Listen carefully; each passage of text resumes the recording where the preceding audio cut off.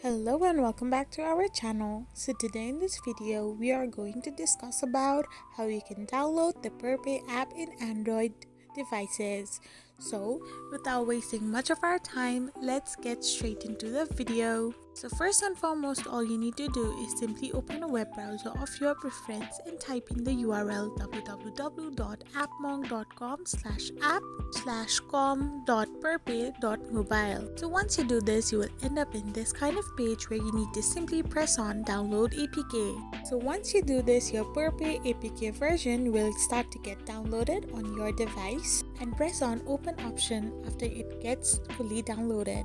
Now, after you do so, all you need to do is press on install, and after a matter of seconds, the Perpay app will get successfully installed in your Android device. So you can go on your home page and check it if it's available or not. I hope you found this video helpful, so don't forget to hit that subscribe button and do give us a thumbs up. We will be back again with these informative videos.